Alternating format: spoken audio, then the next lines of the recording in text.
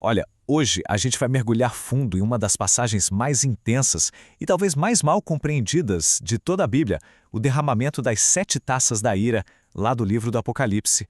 Uma análise que, com certeza, vai ser forte.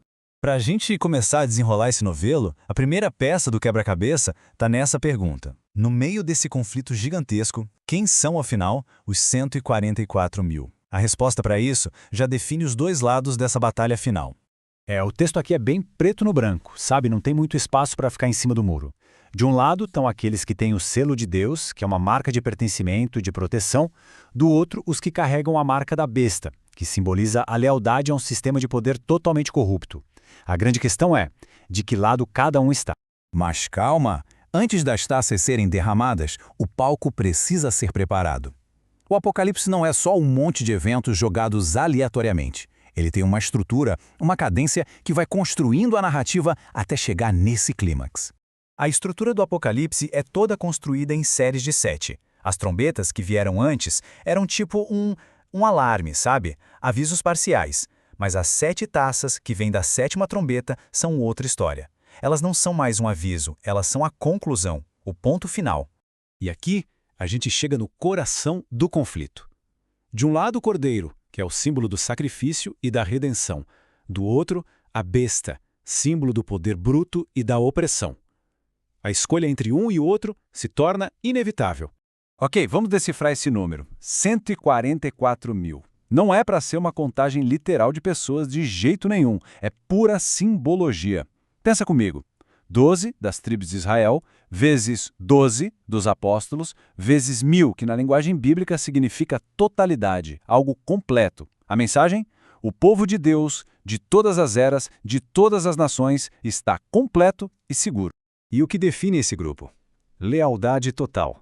Eles seguem o cordeiro para onde for. São descritos como puros, sem mentiras. E o mais importante, foram comprados, ou seja, foram libertados. É o exato oposto dos seguidores da besta que, na prática, são escravos de um sistema corrupto. Beleza, agora a coisa fica séria de verdade. Antes do juízo final cair com tudo, o céu manda 3 avisos finais. É a última chance. A partir daqui, não tem mais volta. Tenta visualizar a cena. 3 anjos cruzando o céu. O primeiro anuncia que a hora do juízo chegou.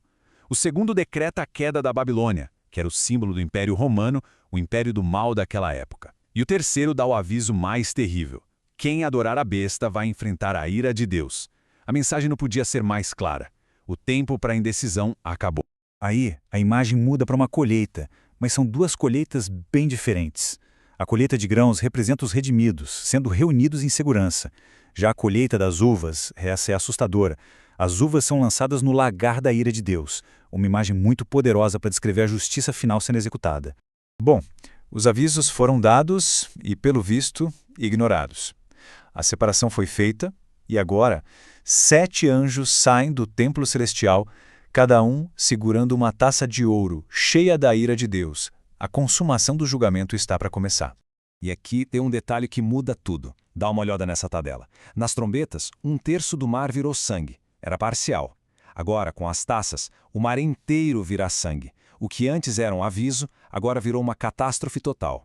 É como se a paciência divina tivesse se esgotado. Isso é a consumação. E aí? Começa. As taças são derramadas, uma atrás da outra, numa sequência devastadora. Elas lembram muito as pragas do Egito, só que agora a escala é global e o alvo é bem direto, aqueles que escolheram a besta. Parem e pensa no impacto disso. A segunda taça transforma o oceano inteiro em sangue. Não uma parte, mas tudo. Toda a vida marinha morre. É a imagem de um colapso ecológico completo, sem chance de retorno. A quarta taça traz uma inversão que é até cruel. O sol, que dá a vida, se transforma numa arma de tormento, queimando as pessoas com um calor insuportável. E o mais chocante, mesmo no meio disso tudo, o texto diz que eles amaldiçoaram a Deus e se recusaram a se arrepender. E aqui a gente vê uma mudança de alvo genial. As primeiras 4 taças atingiram a natureza, mas a quinta vai direto ao coração do problema, o trono da besta. O julgamento agora é pessoal, atingindo a própria fonte do mal. A sexta taça prepara o cenário para um nome que todo mundo já ouviu falar, Armagedon. Mas o que essa batalha significa de verdade é quase sempre interpretado de um jeito bem equivocado.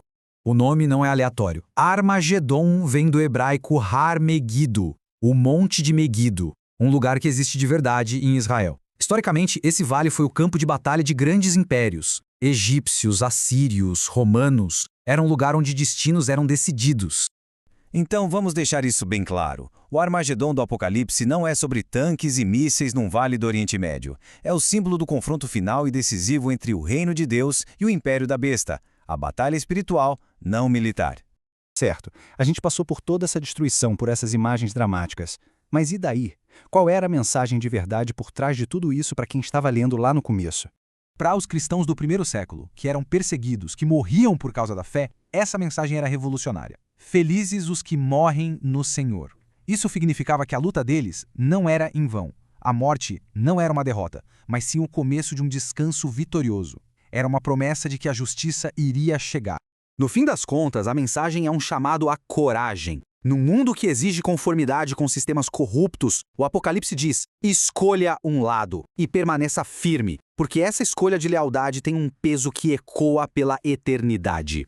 O que nos leva a uma pergunta final. Se este texto todo é um chamado simbólico para escolher um lado num conflito cósmico, e se a besta representa sistemas de poder opressores, como essa escolha se manifesta hoje em dia? Quais são as Babilônias modernas que exigem a nossa lealdade? A escolha, ao que parece, ainda está diante de nós.